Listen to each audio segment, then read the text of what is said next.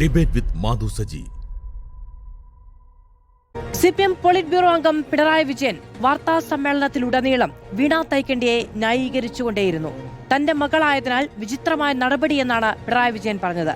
വീണയുടെ കേസിൽ ഇടപെടില്ല എന്ന് ഇന്ന് മുതലക്കുളത്ത് പാർട്ടി സെക്രട്ടറി. ആ കേസ് നിയമപരമായി പോകട്ടെയെന്ന് CPMന്റെ വിശദീകരണം. പക്ഷെ ആ സെക്രട്ടറി തന്നെ പറയുന്നു ഇഡിയുടേത് രാഷ്ട്രീയ ലക്ഷ്യമെന്നും ലക്ഷ്യം പിണറായി എന്നും.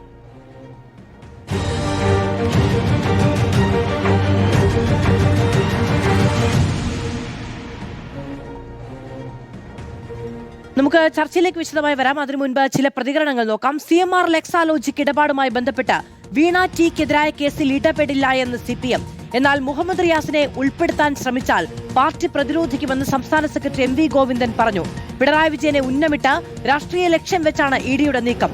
ഹവാല ആരോപണം ഇഡി കെട്ടിച്ചമച്ചത് എന്നും റെയ്ഡിൽ ഒന്നും കണ്ടെത്തിയിട്ടില്ല എന്നും MV ഗോവിന്ദൻ കോഴിക്കോട്ട് രാഷ്ട്രീയ വിശദീകരണ യോഗത്തിൽ പറഞ്ഞു. കള്ളപ്രചരണത്തിന് വേണ്ടിയിട്ട് ഉപയോഗിക്കാൻ നിങ്ങൾ തന്നെ പടച്ചുണ്ടാക്കിയിട്ടുള്ള ഒരു പുത്തൻ തെളിവ് എന്ന് പറയുന്ന ഹവാല നിങ്ങൾ ഉണ്ടാക്കിയതാണ് ഇഡി. അതുകൊണ്ട് കേസ് വരട്ടെ, ഞങ്ങൾക്ക് അതിലൊന്നും ഒരു ഭയവുമില്ല. അതിന്റെ കമ്പനി എന്ന രീതിയിൽ അത് അവർ കൈകാര്യം ചെയ്യും. ഞങ്ങൾ CPIM അതിന് ഇടപെടുന്ന പ്രശ്നമില്ല. അത് നടക്കട്ടെ. TV പ്രസാദ് വിവരങ്ങളുമായി നമ്മളോടൊപ്പം ചേരുകയാണ്.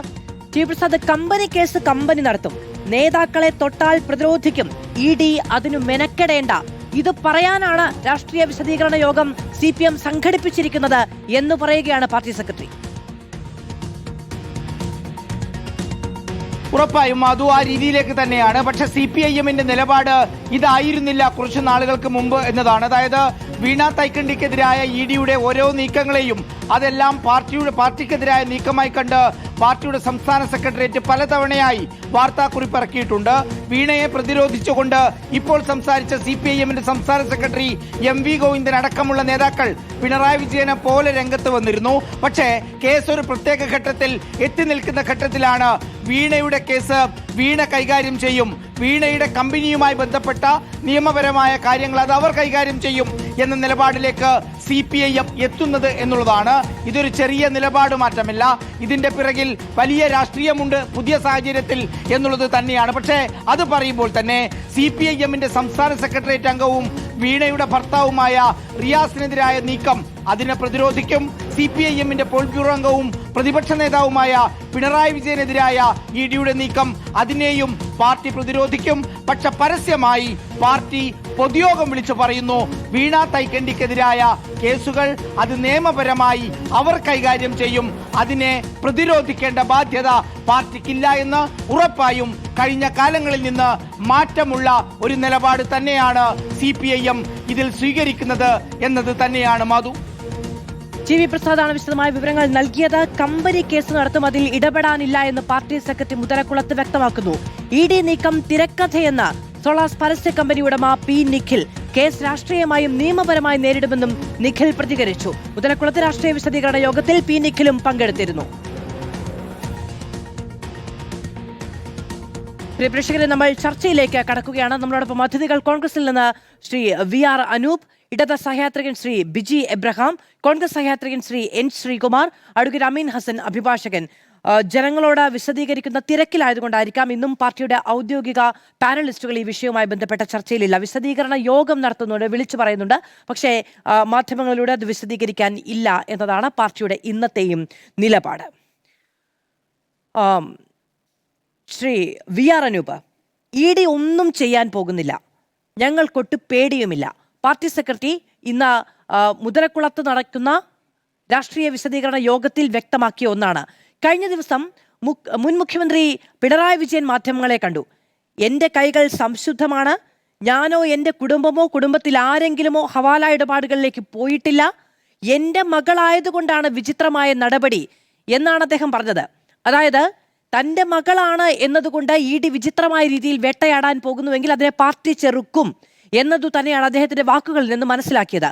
പക്ഷെ ഇന്നിപ്പോൾ പാർട്ടി സെക്രട്ടറി മുതലക്കുളത്ത് സംസാരിക്കുമ്പോൾ പറയുന്നത് കമ്പനി കേസ് കമ്പനി നടത്തും, നേതാക്കളെ തൊട്ടാൽ മുഹമ്മദ് റിയാസിലേക്ക് പോയാൽ P നിഖിലിലേക്ക് പോയാൽ അങ്ങ് നന്ദുലാലിലേക്ക് പോയാൽ അതിനെ ചെറുക്കും പ്രതിരോധിക്കും. ഇഡിയെ പേടിയില്ല എന്നതാണ്. രണ്ടും ഒന്നാണോ രണ്ടാണോ? എങ്ങനെയാണ് കോൺഗ്രസ് കാണുന്നത്? മാധു തന്നെ ഇവിടെ പറഞ്ഞതുപോലെ CPM വിശദീകരണ യോഗം നടക്കുന്നുണ്ട്. പക്ഷേ ജനങ്ങളോട്, അതായത് മാധ്യമങ്ങളിലൂടെ വിശദീകരിക്കാൻ ഇപ്പോൾ CPMന് കഴിയുന്നില്ല. പിണറായി വിജയൻ എന്താ ചെയ്തുകൊണ്ടിരിക്കുന്നത്? അദ്ദേഹം ഒരു സുവിശേഷ പ്രസംഗകനെ പോലെ കൈകൾ മുകളിലേക്ക് ഉയർത്തുന്നു, എന്നിട്ടൊരു ഹാൻഡ് വാഷിൻ്റെ പരസ്യം പോലെ പറയാണ് എൻ്റെ കൈകൾ ശുദ്ധമാണ്. അതിലപ്പുറം ഇതിനകത്ത് ഈ കേസിൻ്റെ തുടക്കം മുതൽ എന്ത് കാര്യത്തിലാണ് CPMന് അല്ലെങ്കിൽ പിണറായി വിജയന് വിശദീകരിക്കാൻ കഴിഞ്ഞിട്ടുള്ളത്? വളരെ കൃത്യമല്ല. ഇതിനകത്ത് ഒരേ ഒരു കാര്യത്തിൽ മാത്രമാണ് വിശദീകരണം ആവശ്യമുള്ളത്. എന്ത് സേവനമാണ്, എന്ത് ഉൽപ്പന്നമാണ് വീണ കൊടുത്തത് എന്ന് വിശദീകരിച്ചാൽ മാത്രം തീരുന്നത്ര ലളിതമാണ് ഈ കേസ്. പക്ഷേ CPMന് അന്നും കഴിഞ്ഞിട്ടില്ല, ഇന്നും കഴിഞ്ഞിട്ടില്ല, CPMന് അത് കഴിയുന്നില്ല എന്നുള്ളിടത്താണ് ഈ കേസിൻ്റെ പ്രതിസന്ധി. ഇപ്പോൾ പോലും പറയുന്നത് ഇതിനെ രാഷ്ട്രീയമായി നേരിടുന്നില്ല എന്ന് പറയുന്ന CPM ഒരു രാഷ്ട്രീയ വിശദീകരണ യോഗം സംഘടിപ്പിച്ചിരിക്കുകയാണ്. അവിടെയാണ് CPM എന്ന രാഷ്ട്രീയ പ്രസ്ഥാനം നേരിടുന്ന ഏറ്റവും വലിയ പ്രതിസന്ധി. ഇപ്പോൾ സമാനമായ സന്ദർഭത്തിൽ ബിനീഷ് കൊടിയേരിക്കെതിരെ കേസ് വന്ന സമയത്ത് പിണറായി വിജയൻ്റെ ഒരേ ഒരു വാചകമാണ്, ആ കേസിൻ്റെ വഴിക്ക് പോകും, CPM അതിന് രാഷ്ട്രീയമായി ആ കാര്യത്തിൽ ഇടപെടാനില്ല എന്ന് മാത്രമല്ല ബിനീഷ് കൊടിയേരിയെ സമ്പൂർണ്ണമായി തള്ളിക്കളഞ്ഞു, ഡിസോൺ ചെയ്തു. എന്തുകൊണ്ട്? ബിനീഷ് കൊടിയേരിക്ക് ഒരു നീതി, വീണ വിജയന് വേറൊരു നീതി എന്നുള്ളതാണ് പ്രശ്നം. വീണ വിജയൻ ഈ പാർട്ടിയുമായുള്ള ഏകബന്ധം എന്ന് പറയുന്നത് പിണറായി വിജയൻ്റെ മകൾ എന്നത് മാത്രമല്ലേ, റിയാസിൻ്റെ പങ്കാളി എന്നത് മാത്രമല്ല. പക്ഷേ വീണ വിജയനെ പ്രതിരോധിക്കാൻ ഈ പാർട്ടിയുടെ മുഴുവൻ സംവിധാനവും അണിനിരക്കുന്നത് കണ്ടു.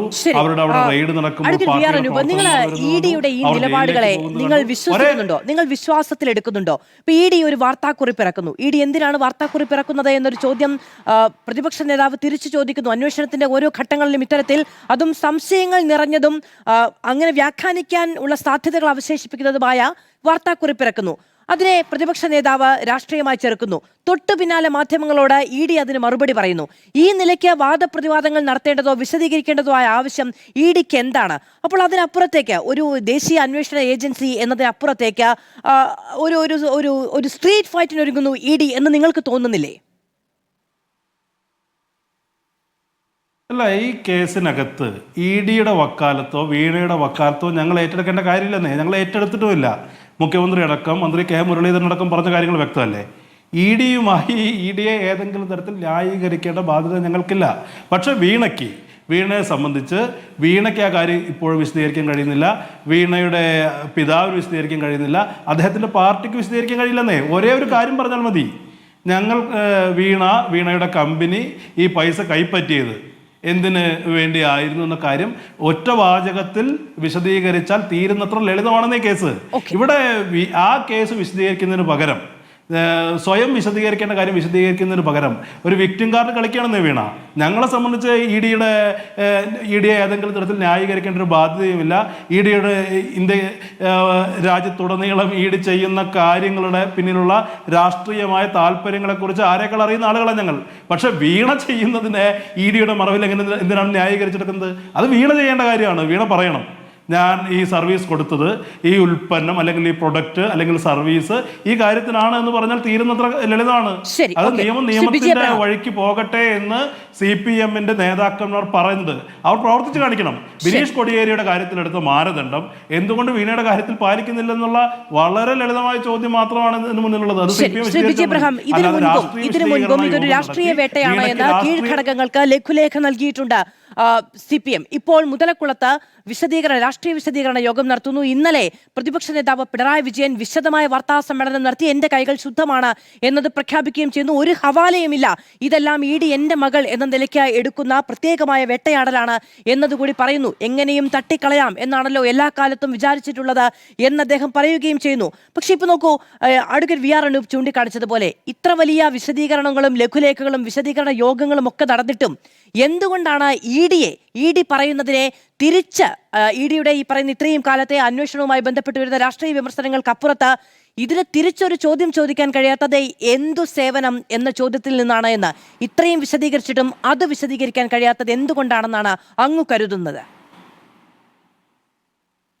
ഒരു സംശയവും വേണ്ട മാധു, ഈ രാജ്യത്തെ ഏറ്റവും വലിയ അല്ലെങ്കിൽ ഏറ്റവും കുപ്രസിദ്ധമായിട്ടുള്ള ഒരു അന്വേഷണ ഏജൻസിയാണ് എൻഫോഴ്സ്മെന്റ് ഡയറക്ടറേറ്റ് എന്നുള്ളതിൽ എനിക്ക് യാതൊരു സംശയവുമില്ല.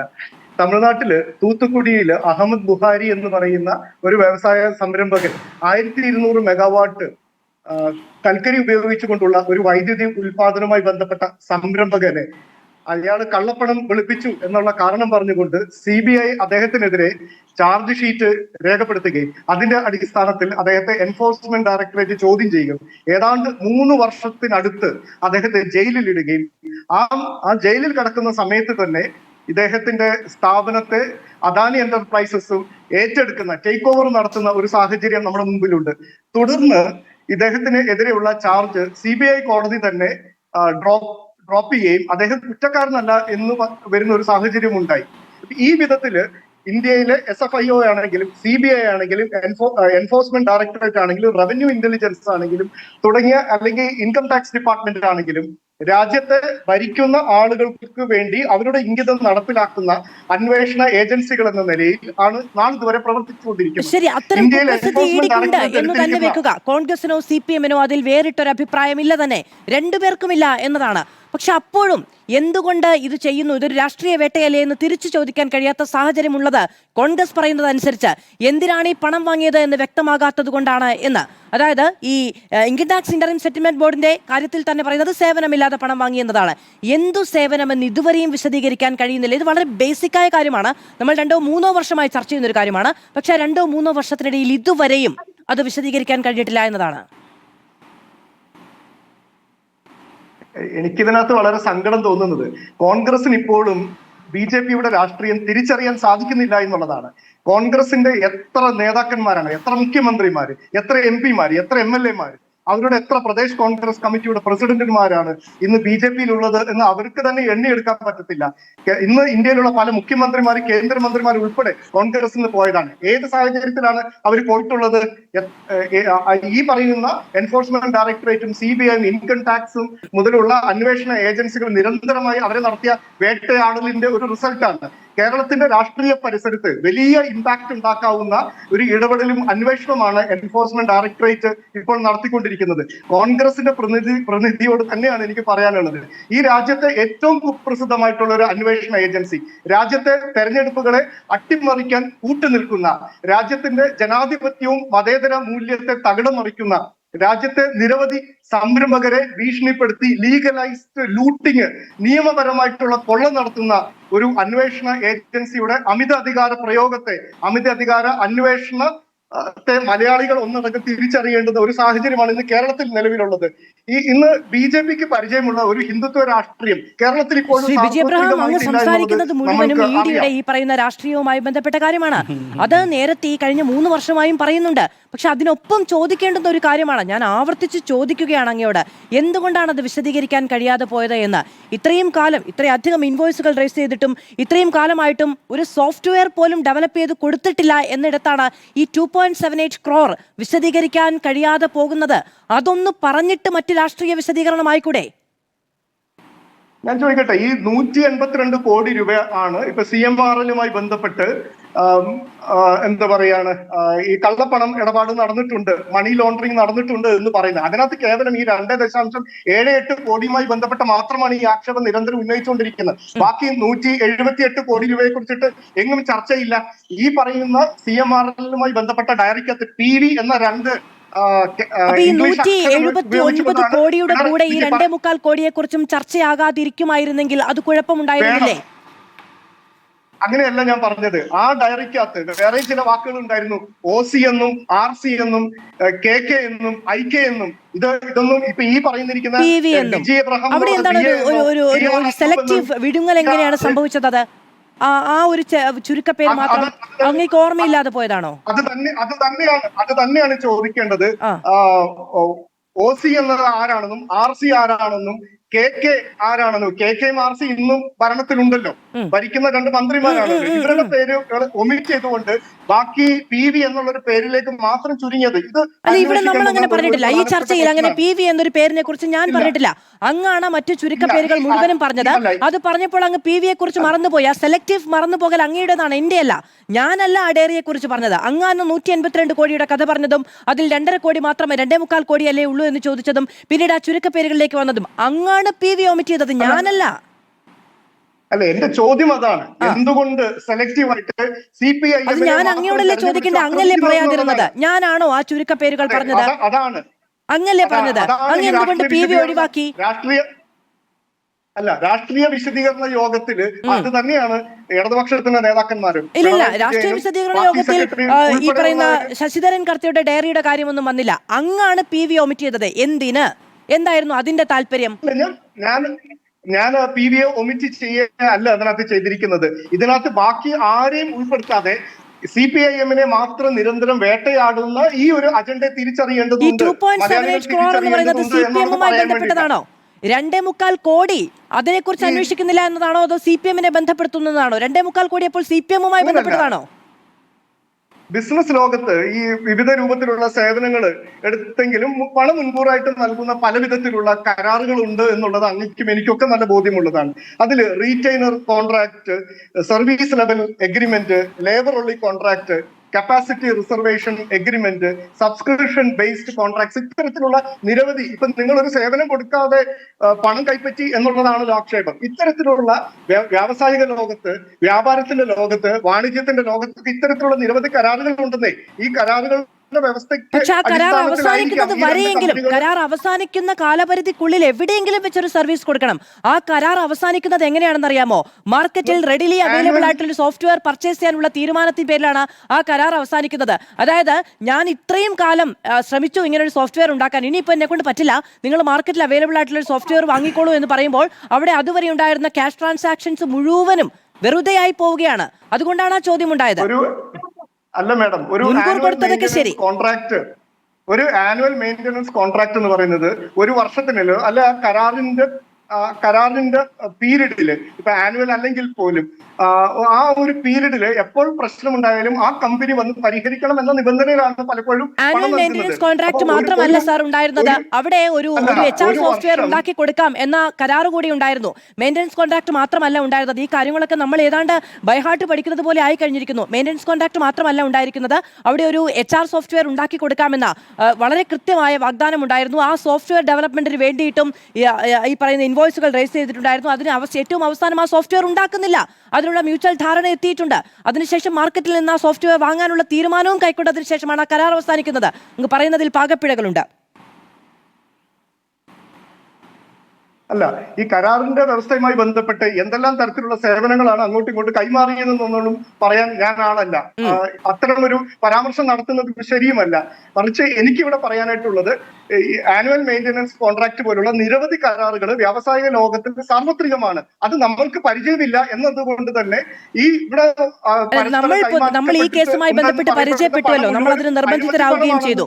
ശരി, മാത്രമല്ല ആ കോൺട്രാക്റ്റും, ഈ ആനുവൽ മെയിൻ്റനൻസ് കോൺട്രാക്റ്റും, ഈ സോഫ്റ്റ്വെയർ ഉണ്ടാക്കി കൊടുക്കാമെന്ന് പറയുന്ന തീരുമാനവും അതിൽ നിന്നുള്ള പിൻവാങ്ങലും, അതിനപ്പുറത്ത് ഇതിനൊക്കെ മുൻപ് കൊടുത്തിരിക്കുന്ന ലക്ഷങ്ങളുടെ ലോണും അത് തിരിച്ചടയ്ക്കാത്ത സാഹചര്യവും, ഇതെല്ലാം കൂടി വിശദീകരിക്കാതെ ഈ EDയുടെ രാഷ്ട്രീയം മാത്രം പറഞ്ഞുകൊണ്ട് പോവുകയും, എന്തിന് അവിടെ ഈ പറയുന്ന പുരകായസ്ഥയുടെ ചരിത്രം, ഈ പറയുന്ന നമ്മുടെ അരവിന്ദ് കെജ്രിവാളിന്റെ ചരിത്രം, അവിടെ ഹിമന്ത ബിശ്വ ശർമ്മയുടെ ചരിത്രം, ഈ കാര്യങ്ങളൊക്കെ പറഞ്ഞ് വിശദീകരിക്കുന്നുണ്ട്. ഈ കാര്യങ്ങളെല്ലാം പറഞ്ഞ് വിശദീകരിക്കുകയുമാകാം, പക്ഷേ എന്തു സർവീസ് എന്നത് കൂടി പറയണമായിരുന്നു. അല്ല മാഡം, ഇതിനകത്തൊരു പ്രശ്നം, കാട് കാണാതെ നിങ്ങൾ മരത്തെ മാത്രം കണ്ട് സംസാരിക്കുകയാണ്. ഇവിടെ ഒരു ലാർജർ പിക്ചർ ഉണ്ട്. BJP ഇവിടെ പയറ്റുന്ന ഒരു ലാർജർ പിക്ചർ ഉണ്ട്. കേരളം കഴിഞ്ഞ ഏറെ കാലമായിട്ട്, പതിറ്റാണ്ടുകളായിട്ട് BJPയുടെ രാഷ്ട്രീയത്തെ സ്വീകരിക്കപ്പെടുന്നില്ല. അതിന് ഒട്ടും തന്നെ അംഗീകാരം കേരളത്തിൽ ലഭിക്കുന്നില്ല. അപ്പൊ വളഞ്ഞ വഴിയിൽ കൂടെ അമിത അധികാര പ്രയോഗത്തിലൂടെ കേരളത്തെ തങ്ങളുടെ പരിധിയിലാക്കാം എന്നുള്ള ഒരു രാഷ്ട്രീയം ഇതിനകത്തുണ്ട്.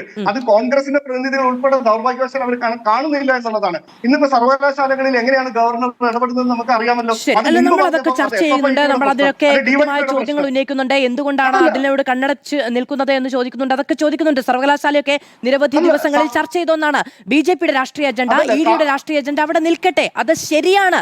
അതിവിടെ ആരും തർക്കിക്കുന്നില്ല. ഞാൻ വിചാരിക്കുന്നില്ല ഈ പാനലിൽ ആരെങ്കിലും അതിനെതിരെ സംസാരിക്കുമെന്നുള്ളത്, അല്ല അതിനെതിരെ സംസാരിക്കാതിരിക്കും എന്നുള്ളത്, അതൊക്കെ അവിടെ നിൽക്കുന്നുണ്ട്. പക്ഷേ ഏറ്റവും മിനിമമായ, ഏറ്റവും ബേസിക് ആയ കാര്യത്തിന് മറുപടി പറയാതെയുള്ള വിശദീകരണ യോഗമായിരുന്നോ എന്നാണ് ഞാൻ അങ്ങോട്ട് ചോദിച്ചത്. ശരി, ഞാൻ അങ്ങേക്ക് വരാം മറ്റതിഥികളിലേക്കും. ഇടവേളയ്ക്ക് ശേഷം തിരികെ സ്വാഗതം. ചർച്ചയിലേക്ക് ശ്രീ N. ശ്രീകുമാർ. ഇപ്പോൾ കുറച്ചു മുമ്പ് പിണറായി വിജയൻ മാധ്യമങ്ങളെ കണ്ടപ്പോൾ മറ്റൊരു വിഷയത്തിലാണെങ്കിലും അദ്ദേഹം പറയുന്നു RSSന് കീഴ്പ്പെട്ടു പോകുന്ന സമീപനമുണ്ട് കോൺഗ്രസിന് എന്ന്. കുറച്ചു മുമ്പ് ശ്രീ ബിജി എബ്രഹാം പറയുന്നു BJPയുടെ രാഷ്ട്രീയ താല്പര്യം അത് EDയിലൂടെ എങ്ങനെ നടപ്പിലാകുന്നു എന്ന് സംസ്ഥാനത്ത് തിരിച്ചറിയാത്തതിന്റെ പ്രശ്നം കോൺഗ്രസ് അടക്കമുള്ള രാഷ്ട്രീയ പാർട്ടികൾക്കുണ്ട്. ഇവിടെ ഇപ്പോൾ CPM നിങ്ങളുടെ പ്രതിപക്ഷ ചേരിയിലുള്ള ഒരു രാഷ്ട്രീയ പാർട്ടിയാണ്. അവിടെ CPMനെതിരെ രാഷ്ട്രീയ വേട്ടയും ആരോപണങ്ങളും ഉണ്ടാകുന്ന സമയത്ത് ED അന്ധമായി വിശ്വസിക്കാൻ കഴിയുന്ന അല്ലെങ്കിൽ അങ്ങനെ വിശ്വസിക്കേണ്ടുന്ന എന്ത് രാഷ്ട്രീയ ബാധ്യതയാണ് കോൺഗ്രസിനുള്ളത് എന്നതാണ് ചോദ്യം. കാരണം ഇപ്പോൾ ശരിയാണ്,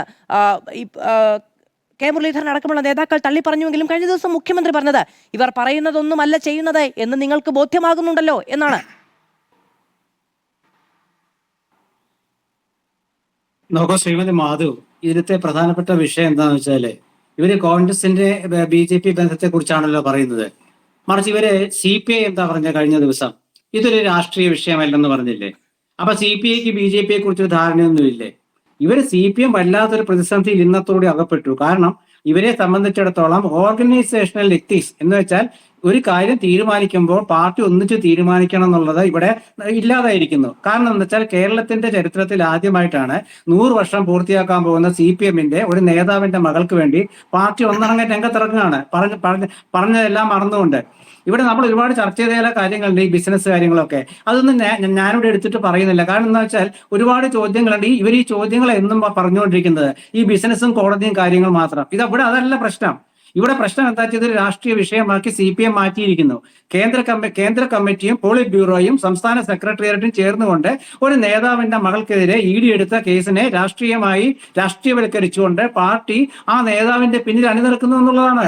ഇന്ന് കോഴിക്കോട്ട് സമ്മേളനം നടത്തുമ്പോൾ ഇത് കൊച്ചിയിലാകാമായിരുന്നു, തിരുവനന്തപുരത്താകാമായിരുന്നു, കണ്ണൂരാകാമായിരുന്നു. കോഴിക്കോട്ട് നടത്തിയ എന്തുകൊണ്ടാണെന്ന് വെച്ചാൽ മുഹമ്മദ് റിയാസിലേക്ക് അന്വേഷണം നീളുന്നു എന്നുള്ള വാർത്ത വന്നപ്പോഴാണ്. അപ്പൊ പാർട്ടി പ്രതിരോധിക്കുകയാണ്. ഞങ്ങൾ പാർട്ടി ഇത് ഏറ്റെടുത്തു, ED സൂക്ഷിച്ചു എന്നാണ് പറയുന്നത്. EDയെ കുറിച്ച് കോൺഗ്രസിന് നല്ല അഭിപ്രായം ഇല്ലല്ലോ. കാരണം എന്താ വെച്ചാൽ ഇവര് രാഹുൽ ഗാന്ധിയെയും അതുപോലെ നേരത്തെ ശ്രീമതി മാധു പറഞ്ഞതുപോലെ ഒരുപാട് മുഖ്യമന്ത്രിമാരെയൊക്കെ ED വേട്ടയാടുന്നതെന്ന് ഇവിടെ പറയേണ്ട കാര്യമില്ല. കാരണം ഇവിടുത്തെ വിഷയം എന്താ വെച്ചാൽ രാഷ്ട്രീയമല്ലെന്ന് CPI പറഞ്ഞിരിക്കുന്നു. പിന്നെ എന്തിനാ കോൺഗ്രസിന്റെ കാര്യം എന്താ? ഇത് രാഷ്ട്രീയ വിഷയമല്ല, ഇതൊരു ബിസിനസ് കാര്യമാണ്. അതുകൊണ്ട് ഞങ്ങൾക്ക് രാഷ്ട്രീയമായിട്ട് ഇടപെടുന്നില്ല എന്ന് LDFന്റെ പാർട്ണറായ CPI പറഞ്ഞാൽ ആ CPIക്ക് BJPയെ കുറിച്ച് ധാരണയില്ലേ? ഇവിടെ RSSനെ കുറിച്ചോ BJPയെ കുറിച്ചോ കോൺഗ്രസ് RSSന് കീഴടങ്ങിയതിനെ കുറിച്ചോ ഒന്നും പറയേണ്ട കാര്യമില്ല. അതൊക്കെ വേറെ വിഷയങ്ങളാണ്. അതൊരു രാഷ്ട്രീയമായിട്ട് എടുത്തോട്ടെ. ഇവിടെ വന്ദേമാതരം ചൊല്ലുന്നതിനെ കുറിച്ചാണെങ്കിലും അല്ലെങ്കിൽ ഗവർണറുമായിട്ടുള്ള ബന്ധത്തെ കുറിച്ചാണെങ്കിലും അതൊക്കെ വേറെ വിഷയങ്ങളാണ്. ഇവിടുത്തെ പ്രശ്നം ഇപ്പൊ എന്താണെന്ന് വെച്ചാൽ ഒരു നേതാവിന്റെ മകളുടെ കമ്പനിയും മറ്റൊരു കമ്പനിയും തമ്മിലുള്ള ബിസിനസ്സിൽ ഭരിക്കുന്ന സമയത്ത് മുഖ്യമന്ത്രിയുടെ മകൾ എന്ന നിലയ്ക്ക് ആനുകൂല്യം കൈപ്പറ്റിയോ ഇല്ലേ എന്നുള്ള ചോദ്യമുണ്ട്. ആ ചോദ്യത്തിന് പാർട്ടി നൽകുന്ന ഉത്തരം എന്താണെന്ന് വെച്ചാൽ BJP അവരെ ഇല്ലാതാക്കാൻ ശ്രമിക്കുന്നു എന്നാണ്. BJPക്ക് CPMനെ ഇല്ലാതാക്കിയിട്ട് എന്ത് കിട്ടാനാണ് ഈ നാട്ടിലെ? കേരളത്തിൽ മാത്രമേ CPM ഉള്ളൂ.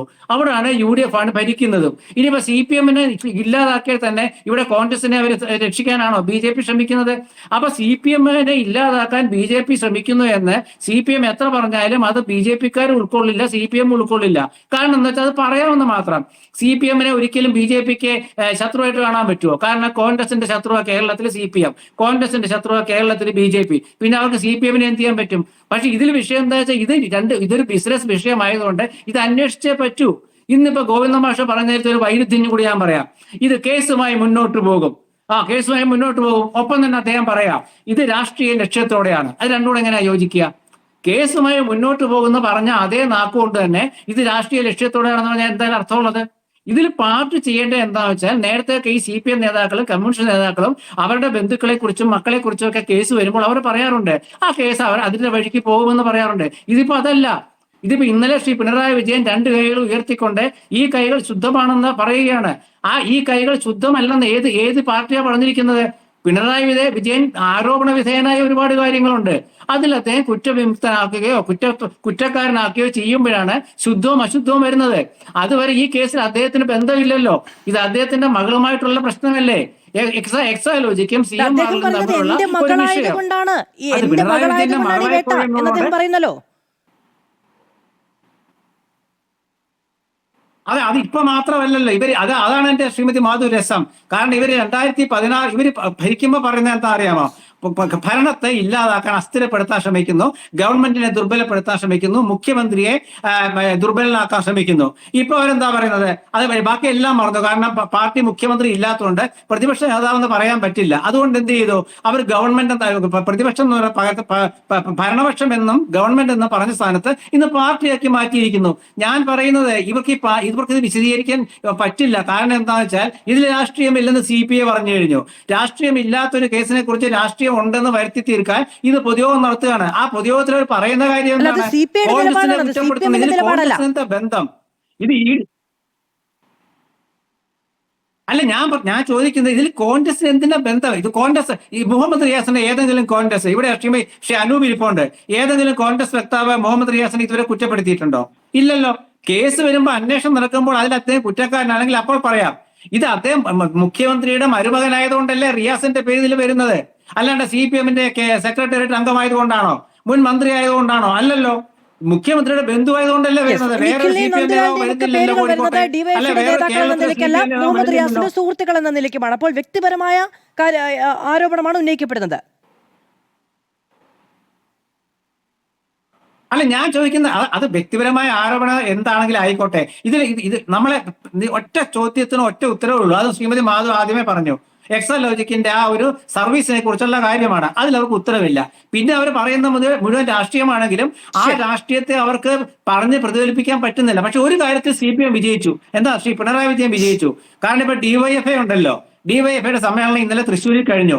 ആ DYFI സാധാരണ രീതിയിലെ മാതൃസംഘടനയിലെ നേതാക്കൾക്കെതിരെ എന്തെങ്കിലും പ്രശ്നങ്ങൾ വന്നാൽ പാർട്ടി ഫോറത്തിൽ വിമർശിക്കുക യുവജന നേതാക്കളാണ്. ഇപ്പൊ ആ യുവജന നേതാക്കളുടെ ആ സംഘടനയെ മരവിപ്പിച്ചു CPM. കാരണം അതിന്റെ ഭാരവാഹികളെ CPM സംസ്ഥാന സെക്രട്ടറിയാണ് നിശ്ചയിച്ചത് പിണറായി വിജയന്റെ അനുഗ്രാശിസുകളോടെ. ഇനി അവർ മിണ്ടില്ല. അപ്പൊ ആരും മിണ്ടും ഈ പാർട്ടിയിലെ? ശ്രീ പിണറായി വിജയൻ ഇന്നലെ അത് നല്ല സൂത്രത്തോടെ രാഷ്ട്രീയമാക്കി മാറ്റിയപ്പോൾ ശ്രീ ഗോവിന്ദൻ മാഷും ഇതിൽ പെട്ടുപോയി. ഗോവിന്ദൻ മാഷിന്റെ സെക്രട്ടറിയെ പോളിറ്റ് ബ്യൂറോ അംഗമായ പിണറായി വിജയൻ ആ പദവിയുടെ ദുരുപയോഗം ചെയ്തു കഴിഞ്ഞെന്ന്. കാരണം ഇന്ന് പാർട്ടി സെക്രട്ടറിയാണ് ഈ വിഷയത്തിൽ ഇടപെടുന്നത്. എന്താ വിഷയം? എന്താണ്? ഏതെങ്കിലും നേതാവിനെ രാഷ്ട്രീയമായിട്ട് ED അറസ്റ്റ് ചെയ്തോ? ഇല്ല. ഏതെങ്കിലും നേതാവിനെതിരെ രാഷ്ട്രീയമായിട്ട് ED വേട്ടയാടിയോ? ഇല്ല. എന്നെ ചോദ്യം ചെയ്തില്ലെന്ന് പറഞ്ഞാൽ പിണറായി വിജയനാ. ചോദ്യം ചെയ്ത് അദ്ദേഹത്തിന്റെ മകനെയാണ്. റിയാസിനെ ആണെങ്കിൽ ചില ചോദ്യങ്ങൾ ഉണ്ട് എന്നൊക്കെ പറയുന്നു. പക്ഷെ ഇവർ വേറൊരു കാര്യം ഒരു സൂത്രത്തോടെ പ്രയോഗിക്കുന്നുണ്ട്. ഇതിലൊരു പത്രത്തെ കൊണ്ടുവരുന്നുണ്ട്. ആ പത്രം ഒരു കോൺഗ്രസ് അനുകൂല പത്രമാണെന്ന് CPM എപ്പോഴും പറയുന്നതാണ്. ആ പത്രത്തെയും പത്രാധിപരെയും കൊണ്ടുവരുന്ന എന്തിനാണെന്നറിയാമോ? പിണറായി വിജയൻ പറയുന്ന കാര്യങ്ങൾക്ക് ഊന്നൽ നൽകാൻ വേണ്ടിയാണ്. കാരണം അത് മറ്റേ കേരളത്തിലെ കോൺഗ്രസിനെ സപ്പോർട്ട് ചെയ്യുന്ന ഒരു പത്രവും പത്രാധിപരുമാണ് എന്ന് വരുമ്പോൾ അത് പാർട്ടികൾ വിശ്വസിക്കുന്നവരുടെ വിചാരം. പക്ഷെ വിശ്വസിക്കില്ല. എന്താ കാരണം എന്നറിയാമോ? CPI പറഞ്ഞു കഴിഞ്ഞു ഇതിൽ രാഷ്ട്രീയമില്ലെന്ന്. CPI അവർക്ക് വിശ്വസിപ്പിക്കാൻ പറ്റുമോ? ഇന്നത്തെ പൊതുയോഗത്തിൽ എന്തുകൊണ്ടാണ് LDF-ന്റെ പേരിലാക്കാഞ്ഞ്? ഇനി നാളെ LDF-ന്റെ പേരിൽ അവർക്ക് പൊതുയോഗം നടത്താൻ പറ്റുമോ? ഇല്ല. കാരണം എന്താണ്? LDF പൊതുയോഗം നടത്തിയ CPI വരില്ല. അതുകൊണ്ട് CPM ഈ വിശദീകരണ യോഗം നടത്തിയതോടെ അവർ കൂടുതൽ പ്രതിസന്ധിയിൽ അകപ്പെട്ടു. മാത്രമല്ല പാർട്ടിക്കുള്ളിൽ ഇത് നാളെ ഒരു വിഷയം, നാളെ എന്ന് വെച്ചാൽ സമീപ ഭാവിയിൽ തന്നെ ഉണ്ടാകും എന്ന കാര്യത്തിൽ യാതൊരു തർക്കവും വേണ്ട. ശരി, ശ്രീ അമീൻ ഹസൻ, ഇപ്പോ കഴിഞ്ഞ ദിവസം പിണറായി വിജയൻ വാർത്താ സമ്മേളനം നടത്തിയപ്പോൾ അദ്ദേഹം ഉന്നയിച്ച ഏറ്റവും കാതലായ വിമർശനം ED-ക്കെതിരെ ഉണ്ടാകുന്നത് ഈ വാർത്താക്കുറിപ്പ് സംബന്ധിച്ചാണ്. ധാരാളം വ്യാഖ്യാനങ്ങൾക്കും സംശയങ്ങൾക്കും ആ തരത്തിൽ വ്യാഖ്യാനിച്ച് സംശയം ഉണ്ടാകണം എന്നാവശ്യമുള്ളവർക്കും ഇട നൽകുന്ന ഒരു വാർത്താക്കുറിപ്പ് എന്നതായിരുന്നു. ഇപ്പൊ ഹവാല ഇടപാടിനെ കുറിച്ച് അതിൽ പറയുന്നുണ്ട്. ഏത് ഡോക്യുമെന്റിൽ നിന്നാണ്? അതായത് ഈ മുൻപ് വീണ വിജയന്റെ വീട്ടിൽ നടത്തിയ റെയ്ഡിൽ നിന്നാണോ അതോ ഈ 9 ഇടങ്ങളിൽ കോഴിക്കോട് നടത്തിയ റെയ്ഡിൽ നിന്നാണോ ഇത് സംബന്ധിച്ച രേഖകൾ കിട്ടുന്നത് എന്ന് പറയുന്നില്ല. പക്ഷേ പല മാധ്യമങ്ങളും ഈ പറയുന്നത് പോലെ വാർത്ത കൊടുക്കുമ്പോൾ വീണ വിജയന്റെ മുഖം വെച്ചുകൊണ്ടാണ് ഹവാല ഇടപാട് എന്നൊരൊറ്റ വരി തലക്കെട്ട് കൊടുത്തുകൊണ്ട് പറയുന്നത്. അപ്പൊ അങ്ങനെ വ്യാഖ്യാനിക്കാൻ ഇഷ്ടമുള്ളവർക്ക് വ്യാഖ്യാനിക്കാൻ സ്കോപ്പ് കൊടുക്കുന്ന തരത്തിൽ സംശയങ്ങൾ ചുരുളഴിക്കാൻ കഴിയുന്ന തരത്തിൽ വാർത്താക്കുറിപ്പ് ഇറക്കുന്നു ED എന്ന വിമർശനമാണ് പിണറായി വിജയൻ ഉന്നയിച്ചത്. പിണറായി വിജയൻ ആ വിമർശനം ഉന്നയിച്ച് പിറ്റേ ദിവസം മാധ്യമങ്ങളോട് ED അതിന് മറുപടി പറയുകയാണ്. ഇപ്പൊ നോക്കൂ, പ്രതിപക്ഷ നേതാവ്, ഒരു രാഷ്ട്രീയ നേതാവ്, അദ്ദേഹത്തിന് രാഷ്ട്രീയമായി പ്രതികരിക്കാം. ED അങ്ങനെയല്ലല്ലോ.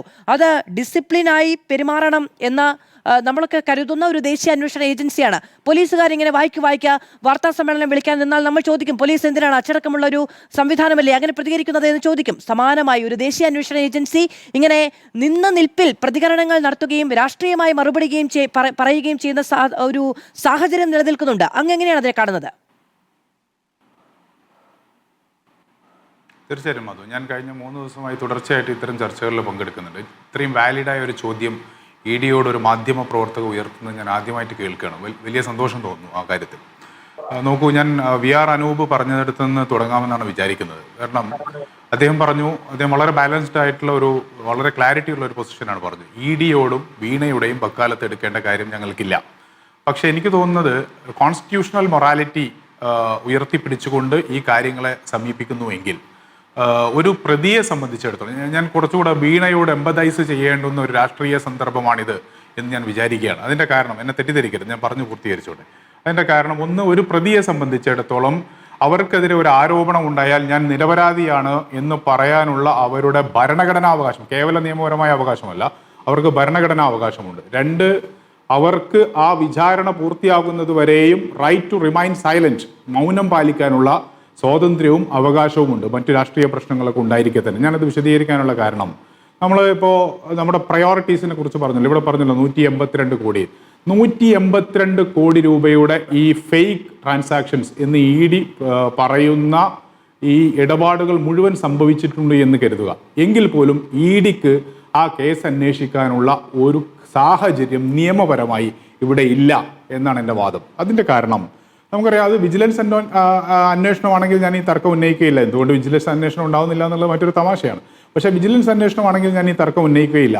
ഈ കാര്യത്തിലാണ് നമ്മൾ വളരെ കൃത്യമായ ഒരു ആലോചന നടത്തേണ്ടത്. ED എന്ന് പറയുന്ന സംഘപരിവാറിൻ്റെ ആയുധമായി കഴിഞ്ഞ ഒരു അമിതാധികാര പ്രവണതയുള്ള ഒരു ഏജൻസി രാജ്യമാകെ വിചിത്രമായ രീതിയിലുള്ള അന്വേഷണങ്ങൾ നടത്തുകയും ജനങ്ങൾ സമ്മാനിക്കുന്നതിനേക്കാൾ കൂടുതൽ MLA-മാരെ സംഘപരിവാറിന് സമ്മാനിക്കുകയും ചെയ്യുന്ന ഒരു ഏജൻസി ഇവിടെ ഒരു അന്വേഷണം നടത്തുമ്പോൾ അവരൊരു പത്രക്കുറിപ്പ് ഇറക്കുകയാണ്. അതാണ് മാധു ചോദിച്ച പ്രധാനപ്പെട്ട ചോദ്യം. 182 കോടി രൂപയുടെ ഫേക്ക് ട്രാൻസാക്ഷൻസ് സംബന്ധിച്ച വിവരം, അതാണ് ആദ്യത്തെ ഭാഗം. അത് കഴിഞ്ഞ് അതിൽ നിന്ന് 2.78 കോടി റിട്രാക്ട് ചെയ്യുന്നു. അതിൽ നിന്ന് 85 ലക്ഷം രൂപയുടെ ഒരു ഹവാല ഇടപാടുണ്ടെന്ന് പറയുന്നു. ശ്രദ്ധിക്കണം, ഈ 2.78 കോടിയും 85 ലക്ഷം രൂപയുടെ ഹവാല സംബന്ധിച്ച വിവരവും തമ്മിലുള്ള കണക്ഷൻ എന്താണ് എന്നവർ പറഞ്ഞിട്ടില്ല. അപ്പോൾ ഇതെങ്ങനെയാണ് ഇത് ബന്ധപ്പെടുന്നത് എന്ന ഒരു വിവരവുമില്ല. ഫെമ വയലേഷൻ ഉണ്ടായാലും എന്താ, EDക്ക് എന്താ കാര്യം? ഫെമ വയലേഷൻ EDക്ക് അന്വേഷിക്കാം. എങ്ങനെയാണെങ്കിൽ പ്രൊസീഡ്സ് ഓഫ് ക്രൈം ഉണ്ടാവണം, പ്രൈമ ഫേസിയ മറ്റെന്തെങ്കിലും വിവരങ്ങളുണ്ടാവും, ഒന്നുമില്ല. അല്ലെങ്കിൽ ഫെമ വയലേഷൻ ഉണ്ടായാലും എന്താ സംഭവിക്കുക? ഫൈൻ അടക്കുകയാണ് വേണ്ടത് നിയമപരമായി. അപ്പോ അതൊന്നും പരിശോധിക്കാതെ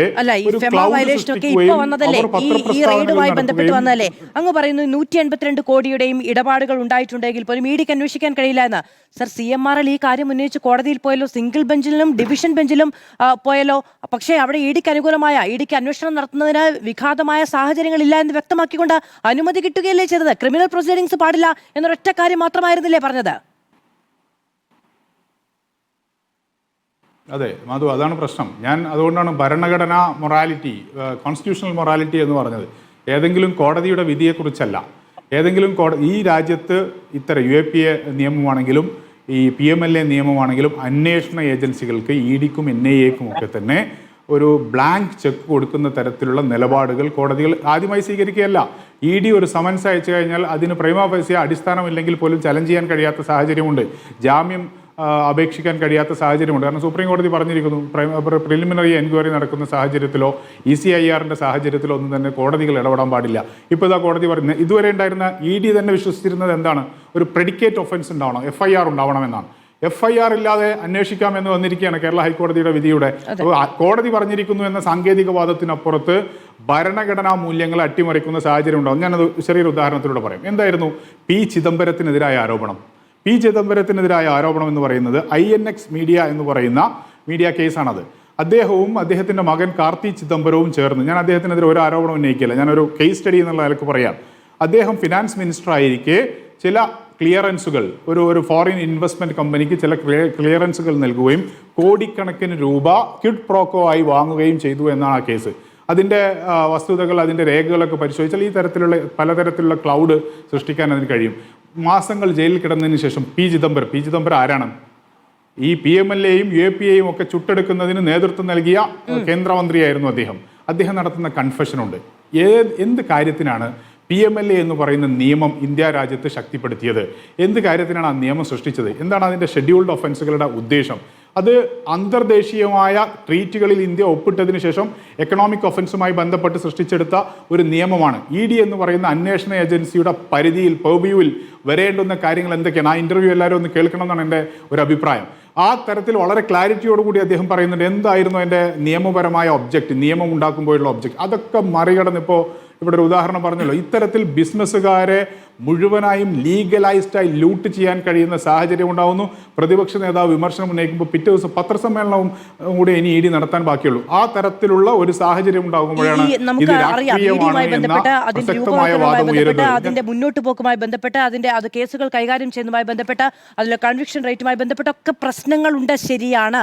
പക്ഷേ രാജ്യത്തെ നമ്മുടെ സംസ്ഥാനത്തെ ഏറ്റവും പ്രധാനപ്പെട്ട 2 കോടതികൾ, സിംഗിൾ ബെഞ്ചും ഡിവിഷൻ ബെഞ്ചും കോൺസ്റ്റിറ്റ്യൂഷൻ മൊറാലിറ്റിക്ക് അപ്പുറത്താണ് വിധി പറയുന്നത് എന്ന് അങ്ങ് അഭിഭാഷകൻ കൂടിയാണ്. അങ്ങനെ പറയാമോ? അത് സുപ്രീം കോടതി വിധി പറഞ്ഞാലും ഭരണഘടനാ വിരുദ്ധമാണെന്ന് പറയാനുള്ള അവകാശം എനിക്കുണ്ട്. അത്തരത്തിലുള്ള ധാരാളം വിധികൾ ഇന്ത്യയുടെ പരമോന്നത കോടതികളിൽ നിന്ന് ഉണ്ടാവാറുണ്ട്.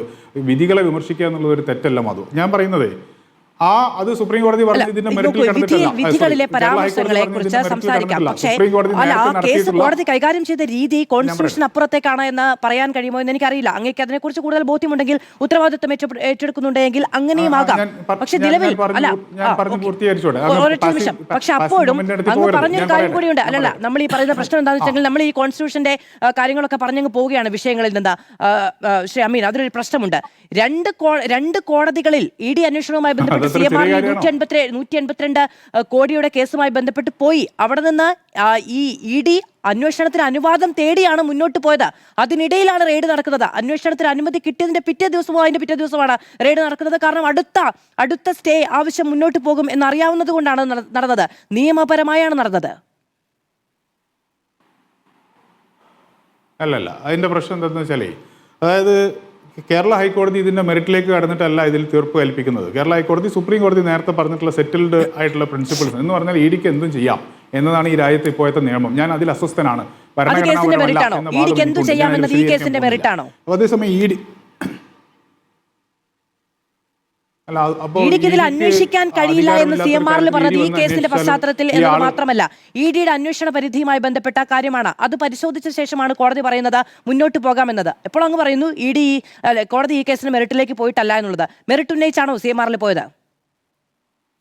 അല്ല, സമാനമായ രീതിയിൽ കോടതികൾ EDക്ക് അന്വേഷണത്തിന് അവസരം നൽകുകയും അവസാനം PMLA കോടതികൾ ആളുകളെ വെറുതെ വിടുകയും ചെയ്ത ക്ലോഷർ റിപ്പോർട്ട്, പ്രൈമ ഫേസിയ കേസ് നിൽക്കില്ല എന്ന് പറഞ്ഞ് PMLA കോടതി ക്ലോഷർ റിപ്പോർട്ടുകളുടെ മേൽ തീരുമാനം എടുത്ത ധാരാളം കേസുകളുണ്ട്.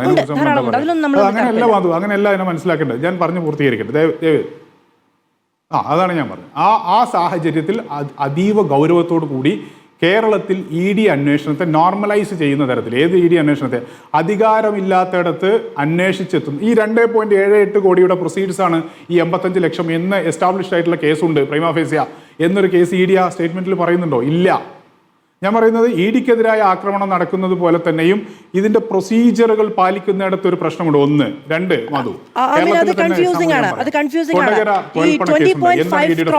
അതിന്റെ അക്കൗണ്ട് മെയിന്റനൻസുമായി ബന്ധപ്പെട്ടോ 75 ലക്ഷത്തിന്റെ AD ട്രാൻസ്ഫറുമായി ബന്ധപ്പെട്ടോ നിൽക്കുന്നതല്ല 2.78ന്റെ പ്രൊസീഡിംഗ്സ്. അത് എവിടെയും പറഞ്ഞിട്ടില്ല. അതിനപ്പുറത്തേക്കുള്ള, അവരുടെ വരുമാനത്തിന് അപ്പുറത്തേക്കുള്ള, അവർ പറഞ്ഞിട്ടുള്ള ഇതൊക്കെ അവരുടെ വരുമാനത്തിൽ പെടുന്നതാണ്.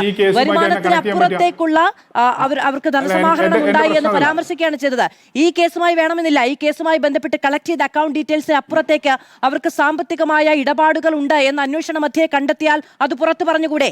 ഞാൻ ED ന്യായീകരിക്കുകയല്ല, അത് പറയുന്നത് പക്ഷേ നിയമവിരുദ്ധമാണ്. ഈ കേസുമായി ബന്ധപ്പെടുത്തി എന്നാണ് അവിടെ നിന്നാണ് പറയുന്നത്. ഈ കേസുമായി ബന്ധപ്പെടുത്തി ED എവിടെയും പറഞ്ഞിട്ടില്ല. അത് ഞാൻ സമാധാനത്തിലൊരു മറുപടി പറഞ്ഞോട്ടെ. അതായത് CMRലുമായി, എക്സാലോജിക്കും CMRലുമായി ബന്ധപ്പെട്ട ഇടപാട് സംബന്ധിച്ചാണ് ECIR. അതാണ് EDയുടെ അന്വേഷണം.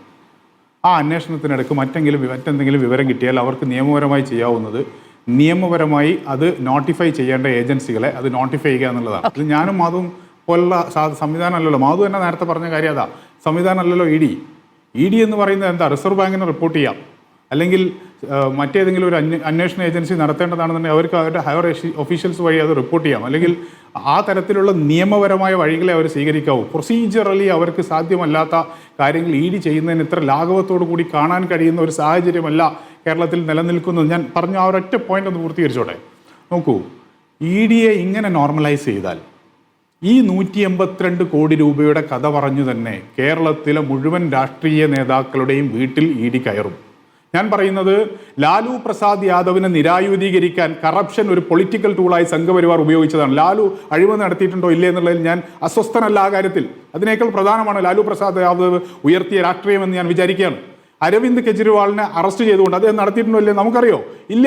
മറിച്ച് അരവിന്ദ് കെജ്രിവാളിനെ അറസ്റ്റ് ചെയ്തുകൊണ്ട് ഡൽഹിയിലെ രാഷ്ട്രീയത്തെ, ഡൽഹിയിലെ നിയമസഭാ തെരഞ്ഞെടുപ്പിനെ, അവിടുത്തെ അധികാരത്തെ അട്ടിമറിക്കാൻ സംഘപരിവാറിന് സാധിച്ചിട്ടുണ്ട്. ഇത് കേരളത്തിലെ ഒരു പൊളിറ്റിക്കൽ പ്രൊജക്റ്റാണ് എന്ന അസ്വസ്ഥതയാണ് ഞാൻ പങ്കുവെക്കുന്നത്. ആ സാഹചര്യത്തിലാണ് ED പ്രൊസീജറലായിട്ടുള്ള അപകടങ്ങൾ ചെയ്യുന്നു. 1, 2 കൊടകര, ഞാൻ അതാ പറഞ്ഞ്, കൊടകരയിൽ EDയുടെ ഫൈൻഡിങ് എന്താ? കോമൺ സെൻസിൽ എല്ലാവർക്കും അറിയാം കൊടകരയിൽ എന്താ സംഭവിച്ചത്. സംഘപരിവാരത്തിന്റെ ഇലക്ഷൻ ഫണ്ടുമായി ബന്ധപ്പെട്ട ഹവാല ഇടപാടാണെന്ന് കേരള പോലീസ് കണ്ടെത്തിയിട്ടുള്ള, കേരള പോലീസിന്റെ ഫൈൻഡിംഗ് ഉള്ള FIR ഉള്ള കേസാണ്. പ്രെഡിക്കേറ്റ് ഒഫൻസ് ഉണ്ട്. ED എന്താ പറഞ്ഞത്? ഒരു പൊളിറ്റിക്കൽ അലയൻസും ഇല്ല എന്നാണ്. അത്തരം ഒരു EDയുടെ അന്വേഷണത്തെ ഇങ്ങനെ ഒലിപ്പിച്ച് കാണിക്കുന്ന ഒരു സാഹചര്യം കേരളത്തിൽ ഉണ്ടാകുന്നത് കേരളത്തിലൊരു ന്യൂ നോർമലാണ്. അത് നോർമലൈസ് ചെയ്യുന്നത് കേരളത്തിന്റെ ജനാധിപത്യ രാഷ്ട്രീയത്തിന് ഭൂഷണമല്ല. അത് കേവലം വീണയോ പിണറായി വിജയനെയോ മുഹമ്മദ് റിയാസിനെയോ CPIMനെയോ മാത്രം ബാധിക്കുന്ന പ്രശ്നമല്ല എന്ന ഗൗരവമുള്ള രാഷ്ട്രീയത്തിലേക്ക് നാം കടക്കേണ്ടതുണ്ട്. ED വേറെ വീണ വേറെ, അവരെന്താ ചെയ്തോട്ടെ എന്ന് പറയാവുന്ന തരത്തിൽ മാറി നിൽക്കാവുന്ന രാഷ്ട്രീയ സന്ദർഭമല്ല ഇത് എന്നതാണ് ഞാൻ പറയുന്നത്. അഴിമതി ആരോപണങ്ങൾ ഉണ്ടായിട്ടുണ്ടെങ്കിൽ അതിനപ്പുറത്താണ് അവർ ഉയർത്തിപ്പിടിക്കുന്ന രാഷ്ട്രീയം എന്നൊന്നില്ല. അഴിമതി ഉണ്ടായിട്ടുണ്ടെങ്കിൽ ഏത് രാഷ്ട്രീയവും ഉയർത്തിപ്പിടിക്കാൻ പിന്നീട് കഴിയാതെ പോകുന്ന ഒരു സാഹചര്യം ഉണ്ടാകും. കാരണം അഴിമതി വിമുക്തമായി ഉയർത്തിപ്പിടിക്കുന്ന രാഷ്ട്രീയവുമായി ഞാനും അങ്ങും ഈ പാനലിലുള്ള ആരും തമ്മിൽ തർക്കമില്ല. അവരുടെ ചരിത്രവും അവരുടെ ഇടപെടലുകളും കാര്യങ്ങളും ഒക്കെ ഉണ്ട്. പക്ഷെ വിശദീകരിക്കാൻ കഴിയണം എന്നിടത്താണ് പ്രശ്നം. അഴിമതി ചെയ്താലും വലിയ രാഷ്ട്രീയം ഉയർത്തിപ്പിടിക്കുന്നു എന്ന് പറഞ്ഞിട്ട് കാര്യമില്ല. തല കുനിച്ചു പോകും, അതിനൊപ്പം കൊടിയും കുനിഞ്ഞു പോകും എന്നതാണ് പ്രശ്നം. മറ്റു കാര്യങ്ങളിൽ നമ്മൾ തമ്മിൽ തർക്കമില്ല. ഒരിടവേള കൂടി തിരിച്ചു വരാം. തിരികെ സ്വാഗതം. ചർച്ചയിലേക്ക് ശ്രീ VR അനൂപ്, ഇത് സംഘപരിവാർ EDയിലൂടെ നടപ്പിലാക്കാൻ പോകുന്ന ഒരു പൊളിറ്റിക്കൽ പ്രൊജക്റ്റാണ്. കേരളത്തിലെ തലമുതിർന്ന രാഷ്ട്രീയ പാർട്ടികളെ, നേതാക്കളെ ലക്ഷ്യം വെച്ചുകൊണ്ടുള്ള ഒരു പൊളിറ്റിക്കൽ പ്രൊജക്റ്റാണ്. ആദ്യത്തെ ഇര വീണ ടീയിലൂടെ പിണറായി വിജയൻ എന്നതാണ് എങ്കിൽ നാളെ ഈ ചുരുക്കെഴുത്ത് പേരുകളിലേക്കൊക്കെ തേടിയെത്തുമെങ്കിൽ കോൺഗ്രസിനും അതിൽ ബുദ്ധിമുട്ടുണ്ടാകും എന്നതാണെങ്കിൽ നിങ്ങൾ ഇതിലെ നിഷ്കളങ്കത കാണുമോ?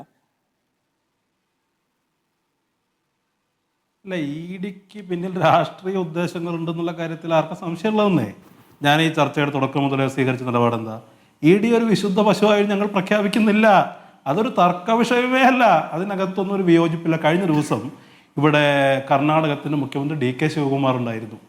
അന്വേഷണ ഏജൻസികൾ, രാജ്യത്തെ ദേശീയ അന്വേഷണ ഏജൻസികൾ ഏറ്റവും കൂടുതൽ വേട്ടയാടിയ മനുഷ്യനല്ലേ അദ്ദേഹം. നേരെ പ്രലോഭനങ്ങളുണ്ടായി, പ്രകോപനങ്ങളുണ്ടായി. അദ്ദേഹം അതിനെ രാഷ്ട്രീയമായി നേരിട്ടു. ഇവിടെ P. ചിദംബരത്തെക്കുറിച്ച് പറഞ്ഞു, അദ്ദേഹത്തിൻ്റെ കാലത്ത് നടപ്പിലാക്കിയ നിയമനിർമ്മാണങ്ങളെക്കുറിച്ചൊക്കെ സ്വാഭാവികമായ അഭിപ്രായ വ്യത്യാസം ഉണ്ടാവും. പക്ഷേ അമിത്ഷാ ചിദംബരത്തിനെതിരെ നടപടിയെടുക്കാൻ എന്താ കാരണം? അമിത്ഷായെ പോലെ ഒരാളെ ജയിലിൽ അടച്ചതിൻ്റെ വ്യക്തിവൈരാഗ്യം മൂലം ചിദംബരം വേട്ടയാടപ്പെടുന്നു. പക്ഷേ ചിദംബരത്തെ പോലെ, DK ശിവകുമാറിനെ പോലെ, അല്ലെങ്കിൽ ലാലു പ്രസാദ് യാദവിനെ പോലുള്ള രാഷ്ട്രീയ നേതാക്കളുമായൊക്കെ വീണയെ സമീകരിക്കുന്നതൊക്കെ വലിയ തമാശയാണെന്നേ. ഇവിടെ വീണയ്ക്ക് അവകാശങ്ങൾ നിയമപരമായി ഏതൊരു പൗരനുമുള്ള അവകാശങ്ങൾ വീണയ്ക്കുണ്ട്. അവർക്ക് കോടതിയിൽ പോകാം. അതിനർത്ഥം ഈ വീണ CPM പോലും അവകാശപ്പെടാത്തൊരു കാര്യമാണ്. വീണയുടെ കേസ് രാഷ്ട്രീയമായി നേരിടേണ്ടതില്ല, അവർ നിയമപരമായി നേരിടാമെന്ന് പറഞ്ഞാൽ ഈ വീണയെ സംഘപരിവാർ വിരുദ്ധ പോരാട്ടത്തിൻ്റെ വലിയൊരു ഐക്കണാക്കി മാറ്റുന്നതിനകത്ത് വലിയ പരിഹാസ്യതയുണ്ടെന്നേ. വീണനെ ഇങ്ങനെ വിക്ടിമൈസ് ചെയ്യുന്നതിനകത്തും വലിയ പ്രശ്നമുണ്ട്. ഇവിടെ ഞാൻ നേരത്തെ പറഞ്ഞ ചോദ്യം വളരെ പ്രസക്തമല്ല. ഈ പറയുന്ന EDയുടെ നിയമവിരുദ്ധമായ സ്വഭാവം, അതിൻ്റെ ഇടപെടൽ, ഈ അധികാരബാഹ്യമായ ഇടപെടൽ കോടതിയിൽ ചോദ്യം ചെയ്യണം. അതിന് പകരം ഇത് ബിനീഷ് കൊടിയേരിയുടെ കാര്യത്തിൽ ഇതേ തത്വം പ്രായോഗികമല്ലേ? ബിനീഷ് കൊടിയേരിക്കെതിരെ ഇവിടെ രാഷ്ട്രീയ വിശദീകരണ യോഗങ്ങൾ എവിടെയെങ്കിലും കണ്ടോ? ഇവിടെ വളരെ കൃത്യമാണ്. ഇവിടെ വീണയാകട്ടെ EDയെ വിശുദ്ധവൽക്കരിക്കാനൊന്നും ആരും മുതിരുന്നില്ല. പക്ഷേ ഏറ്റവും സാമാന്യമായ ലോജിക്കിൻ്റെ തലത്തിൽ പോലും മറുപടി പറയേണ്ട ഒരു ചോദ്യത്തിന് ഉത്തരം നൽകാൻ വീണയ്ക്ക് ഇപ്പോഴും കഴിയുന്നില്ല എന്നുള്ളതാണ്. അതിനകത്ത് EDക്ക് അധികാരമുണ്ടോ? EDക്ക് അധികാരമില്ലെങ്കിൽ അത് ചോദ്യം ചെയ്യട്ടെ. ഇപ്പോൾ CPM സഹയാത്രികനായ സുഹൃത്ത് പറഞ്ഞത് എന്താ? ഈ പറയുന്ന ഡയറിക്കകത്ത് പല രാഷ്ട്രീയ നേതാക്കളുടെയും പേരുകളുണ്ട്. രാഷ്ട്രീയ നേതാക്കന്മാർ, രാഷ്ട്രീയ പാർട്ടികൾ സംഭാവന മേടിക്കുക എന്ന് പറയുന്നത് പുതിയ കാര്യമാണോ? വീണ വിജയൻ എന്ന് പറയുന്നത് ഒരു രാഷ്ട്രീയ പാർട്ടിയാണോ? വീണ വിജയൻ എന്ന് പറയുന്നത് ഒരു സന്നദ്ധ സംഘടനയാണോ? വീണ വിജയൻ എന്ത് കപ്പാസിറ്റിയിലാണ് ആ പൈസ മേടിച്ചത് എന്നുള്ളിടത്ത് മാത്രം പരിഹരിക്കാവുന്ന അത്ര ലളിതമായൊരു ചോദ്യമാണെന്നേ. വീണ വിജയൻ എന്തിൻ്റെ പേരിൽ ഈ പൈസ വാങ്ങി? അത് അവർക്ക് വിശദീകരിക്കാൻ കഴിയുന്നില്ല. രണ്ടാമത്തെ കാര്യം, അത് പോകട്ടെ, ഈ കേസിനകത്ത് ഇടപെടുന്നത് അമിതാധികാര പ്രവണതയാണെങ്കിൽ അത് ചോദ്യം ചെയ്യപ്പെടണം. ആർക്കാ സംശയമുള്ളത്? അതിന് പകരം CPM ഇതിന് രാഷ്ട്രീയവൽക്കരിക്കാൻ നടത്തുന്ന ശ്രമമാണ്. CPM-ന്റെ ഈ പറയുന്ന സംഘപരിവാറിൻ്റെ ഹിന്ദുത്വ പ്രൊജക്റ്റിൻ്റെ ഇരയാണ് വീണ എന്നൊക്കെ പറയുന്നത് അതിൻ്റെ യഥാർത്ഥ ഇരകളോടുള്ള അവഹേളനമാണ്. ഇവിടെ വീണയെ സംബന്ധിച്ച് CPM രാഷ്ട്രീയ വിശദീകരണം യോഗം നടത്തുന്നതിന് പകരം അവർ വിശദീകരിച്ചാൽ തീർന്ന ലളിതമായ പ്രശ്നമല്ലേ. ഇവിടെ ഇപ്പോൾ മുഹമ്മദ് റിയാസിനെ നേരത്തെ ശ്രീകുമാർ ചേട്ടൻ വളരെ വ്യക്തമായി ഇത് പറഞ്ഞു. മുഹമ്മദ് റിയാസിനെ ആരാ വിമർശിക്കുന്നത്? ഈ കേസിനകത്ത് മുഹമ്മദ് റിയാസിനെ വീണയുടെ പങ്കാളി എന്നുള്ള നിലയ്ക്ക് ചോദ്യം ചെയ്താൽ സ്വാഭാവികമല്ലേ? ഇപ്പോൾ പിണറായി വിജയൻ്റെ മകളാണ് വീണ. അദ്ദേഹം താമസിക്കുന്ന വീട്ടിൽ ഇത് പോയി എന്നതിനെ പിണറായി വിജയനിലേക്ക് കണക്ട് ചെയ്യുന്നതാരാ? ഇവിടെ ബിനീഷ് കൊടിയേരിക്ക് ഒരു നീതിയും, ബിനീഷ് കൊടിയേരിയുടെ കാര്യത്തിൽ പിണറായി വിജയൻ പറഞ്ഞ കാര്യം വളരെ പ്രസക്തമല്ലേ? ബിനീഷ് കൊടിയേരിക്ക് എന്താ ഭരണകൂടത്തിൻ്റെ ഇരയായിക്കൂടെ? ഇവിടെ വീണയെ മാത്രം ഇരയായി ചിത്രീകരിക്കുക. അവിടെ ഒരു CPM കാലാകാലം ചെയ്യുന്നത് എന്താ? CPM-ന്റെ ഈ പറയുന്ന നൈതികവും അല്ലെങ്കിൽ ആദർശപരവുമായ പ്രതിസന്ധികളെ, അവരുടെ സംഘടനാപരവും വ്യക്തിപരമായ വീഴ്ചകളൊക്കെ CPM കാലാകാലങ്ങളായിട്ട് കേരളത്തിനകത്ത് പരിഹരിക്കാൻ ശ്രമിക്കുന്ന എന്താ? സംഘപരിവാറിനെ പ്രതിരോധിക്കുന്നത് ഞങ്ങളാണ്. അപ്പോൾ സംഘപരിവാറിനെ പ്രതിരോധിക്കുന്നത് ഞങ്ങളാകുമ്പോൾ ഞങ്ങളാണ് സംഘപരിവാർ ഞങ്ങളെ തകർക്കാൻ വരികയാണ്. ഇത് കുറേ കാലമായി ഓടിയ ഒരു ലോജിക്കാണെന്നേ. ആ ലോജിക്കൊന്നും വെച്ച് പിടിച്ചു നിൽക്കാൻ കഴിയില്ല. വീണയുടെ കാര്യത്തിൽ ഞാൻ നേരത്തെ പറഞ്ഞിടത്ത് തന്നെ നിൽക്കുകയാണ്. ED ഒരു വിശുദ്ധ പശുവായി കോൺഗ്രസ് കാണുന്നില്ല. ED ന്യായീകരിക്കേണ്ട ഒരു ബാധ്യതയും ഞങ്ങൾക്കില്ല. പക്ഷെ വീണ അത് നിയമപരമായി നേരിടണം. അതിന് പകരം കേരളത്തിൽ വീണയെ നിയമപരമായി കമ്പനി കേസ് കമ്പനി നടത്തും എന്ന് തന്നെയാണ് ഇന്നിപ്പോൾ പാർട്ടി സെക്രട്ടറി വ്യക്തമാക്കുന്നത്. മറ്റു നേതാക്കളിലേക്ക് PM മുഹമ്മദ് റിയാസിലേക്കും അതുപോലെ നിതിനിലേക്കും ഒക്കെ പോകുന്ന സമയത്ത് അതിനെ നേരിടും എന്നത് കൂടിയാണ് വ്യക്തമാക്കുക. നിഖിലിലേക്കും ഒക്കെ പോകുന്ന സമയത്ത് നേരിടും എന്നത് കൂടിയാണ് വ്യക്തമാക്കുന്നത്. ശ്രീ N. ശ്രീകുമാറിലേക്കാണ് പോകേണ്ടത്. പക്ഷേ ശ്രീ ബിജി എബ്രഹാമുമായുള്ള ആശയവിനിമയത്തിൽ പ്രശ്നമുണ്ടായിട്ടുണ്ട്. അപ്പോൾ അതുകൊണ്ട് ഈ ചർച്ചയിലൊരു ജനാധിപത്യം വരാൻ വേണ്ടിയിട്ടാണ് ശ്രീ അമീനിലേക്കാണ് ഞാൻ വീണ്ടും പോകുന്നത്. ശ്രീ അമീൻ, കോൺഗ്രസ് EDയെ വിശ്വസിക്കുന്നില്ല. EDയുമായി ബന്ധപ്പെട്ട് ഇപ്പോൾ CPM ആരോപിക്കുന്ന പോലെ വാളയാറിന് അപ്പുറത്തും ഇപ്പുറത്തും ഒരു നിലപാട് എന്നത് കോൺഗ്രസ് ആവർത്തിക്കുന്നില്ല. K. മുരളീധരനൊക്കെ അടക്കം നിശിതമായ വിമർശനമാണ് ഉന്നയിച്ചത്. പക്ഷേ കോൺഗ്രസിന് ഈ കാര്യത്തിൽ ഇതൊരു രാഷ്ട്രീയ വേട്ടയാണ് എന്ന് CPM-നെ വിശ്വസിക്കാൻ കഴിയുന്ന തരത്തിലുള്ള വിശദീകരണങ്ങൾ കിട്ടിയിട്ടില്ല എന്നതാണ്. അതായത് എൻ്റെ സുഹൃത്ത് അനൂപ് വളരെ മനോഹരമായി ആർട്ടിക്കുലേറ്റ് ചെയ്ത ഒരു മറുപടി പറഞ്ഞു. എനിക്കത് ഇഷ്ടപ്പെട്ടു. പക്ഷേ എൻ്റെ ഒരു കുഴപ്പമെന്ന് വെച്ചാൽ അനൂപിൻ്റെ ഈ ക്ലാരിറ്റി EDക്കില്ല. അതായത് ED എന്താ പറയുന്നത്? വീണ വിജയന് ഈ കർത്ത പണം കൊടുത്തിരിക്കുന്നത്, CMRൽ പണം കൊടുത്തിരിക്കുന്നത് കിഡ് പ്രോക്കോ ആണെന്നാണ്. അത് അവരുടെ പിതാവ് കേരളത്തിൻ്റെ മുഖ്യമന്ത്രി ആയതുകൊണ്ടുള്ള കിഡ് പ്രോക്കോ ആണ് എന്നാണ് ED കേരള ഹൈക്കോടതിയിലും അവർ എസ്റ്റാബ്ലിഷ് ചെയ്യാൻ ശ്രമിച്ചുകൊണ്ടിരിക്കുന്നത്. എന്നിരിക്കെ ഇത് വീണ വിജയനെ വിക്ടിമൈസ് ചെയ്യുകയാണ്, അല്ലെങ്കിൽ വീണ വിജയൻ്റെ വ്യക്തിപരമായ കേസാണ് എന്ന് പറയാൻ EDക്ക് അങ്ങനെ ഒരു പ്ലാനില്ല. ഒന്ന്. രണ്ടാമത്തെ കാര്യം, കോഴിക്കോട് റെയ്ഡ് നടന്നതിന് ശേഷം ED മാധ്യമങ്ങൾക്ക് ചോർത്തി നൽകുന്ന വാർത്തകളുടെ കേന്ദ്രം എന്താ? വീണ വിജയനാണോ അതോ PM മുഹമ്മദ് റിയാസ് ആണോ? അത് നമ്മൾ കാണാതിരുന്നിട്ട് കാര്യമുണ്ടോ? മൂന്ന്, ഈ മലയാള മനോരമയ്ക്കെതിരെയുള്ള വിമർശനം ഉന്നയിക്കപ്പെട്ടല്ലോ. എന്തുകൊണ്ടാണ് മലയാള മനോരമയ്ക്കെതിരെയുള്ള വിമർശനം ഉന്നയിക്കപ്പെട്ടിരിക്കുന്നത്? അതായത് ED സോഴ്സ് ഉന്നയിച്ചുകൊണ്ട് മലയാള മനോരമ വളരെ പ്രധാനപ്പെട്ട ഒരു വാർത്ത നൽകി. അതെന്താണ്? കോഴിക്കോട് റെയ്ഡ് നടക്കുന്നതിനിടയിൽ PA മുഹമ്മദ് റിയാസിനെ ED ഫോണിലൂടെ വിളിച്ചു, ചോദ്യം ചെയ്തു എന്ന തരത്തിലുള്ള ഒരു വാർത്തയാണ്. EDക്ക് അങ്ങനെ ഒരു അധികാരമുണ്ടോ എന്ന ചോദ്യമായിരുന്നു മാധ്യമങ്ങൾ ചോദിക്കേണ്ടിയിരുന്നത്. അതിന് പകരം ED റിയാസിനെ ചോദ്യം ചെയ്തു എന്ന വാർത്ത കേരളത്തിലെ മാധ്യമങ്ങൾ നൽകുന്നു. ഈ രാഷ്ട്രീയ സാഹചര്യം ED കേരളത്തിൽ സൃഷ്ടിക്കുന്നു. പ്രതിപക്ഷ നേതാവിന് മറുപടി പറഞ്ഞ് ED പ്രസ്താവന ഇറക്കുന്നു. ഇത് രാഷ്ട്രീയമാണ് എന്ന് മനസ്സിലാക്കാൻ സാധാരണഗതിയിൽ നമുക്ക് കഴിയേണ്ടതാണ്. P. ചിദംബരം രാഷ്ട്രീയ നേതാവായതുകൊണ്ട് ചിദംബരവും കാർത്തിയും നടത്തിയ അഴിമതിയെക്കുറിച്ചുള്ള കേസ് PA മുഹമ്മദ് റിയാസ് പറഞ്ഞു കഴിഞ്ഞിരിക്കുന്നു. അങ്ങനെ എത്രയോ പത്രവാർത്തകൾ വന്നിരിക്കുന്നു. നമുക്ക് ഓർമ്മയുണ്ടല്ലോ, ഹിന്ദുവിലൊക്കെ മുഖ്യമന്ത്രിയെ തന്നെ, അന്നത്തെ മുഖ്യമന്ത്രിയെ തന്നെ പറഞ്ഞുകൊണ്ട്, അല്ലല്ല, ഹിന്ദുവിലൊക്കെ അന്നത്തെ മുഖ്യമന്ത്രി പറഞ്ഞു എന്ന് പറഞ്ഞുകൊണ്ട് ലേഖനം വന്നിട്ടുണ്ട്. അന്ന് നിയമ നടപടിയൊന്നും പോയിട്ടില്ല. ഞാൻ ന്യായീകരിക്കുന്നില്ല, അതിൽ എനിക്ക് ന്യായീകരിക്കേണ്ട ആവശ്യവുമില്ല. പത്രവാർത്തകളിൽ ഡിഫമേഷൻ കേസുമായി മുന്നോട്ട് പോകുമെന്ന് PA മുഹമ്മദ് റിയാസ് പറഞ്ഞു കഴിഞ്ഞു. മുൻപും അത്തരം പത്രവാർത്തകൾ വന്നിട്ടുണ്ട്. പക്ഷെ ഒറ്റ കാര്യം അമീൻ, EDക്ക് അത് പറയാൻ കഴിയുന്ന സാഹചര്യം എന്താണ്? അതായത് EDക്ക് ഇത് മുഖ്യമന്ത്രിയുടെ മകളായതുകൊണ്ടാണ് എന്ന് ഹൈക്കോടതിയിൽ പോയി പറയാൻ കഴിയുന്ന കാരണം എന്താണ്? മറ്റൊന്നും അവർക്ക് കിട്ടുന്നില്ല. എന്താണ് സേവനം എന്ന് ആവർത്തിച്ച് ചോദിച്ചിട്ടും വീണയ്ക്ക് അത് വിശദീകരിക്കാൻ കഴിയുന്നില്ല. സേവനം എന്തെങ്കിലും കിട്ടിയെന്ന് കമ്പനിയും പറയുന്നില്ല. അതുകൊണ്ടാണ് ഇഡിക്ക് ആ ഗ്യാപ്പ് കിട്ടുന്നത്.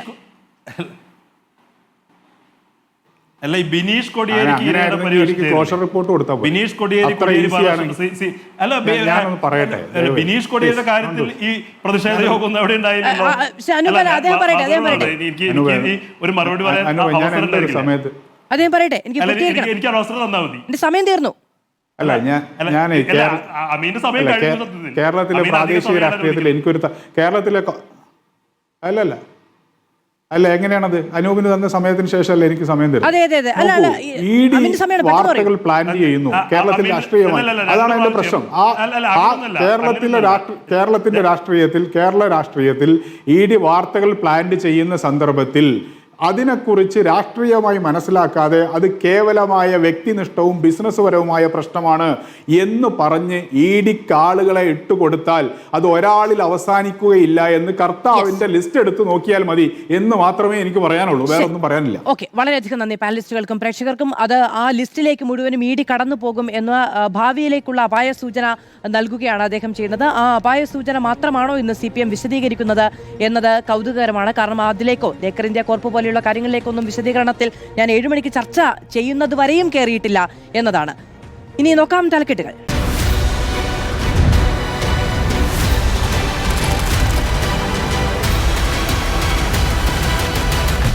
ഡിബേറ്റ് വിത്ത് മാധു സജി.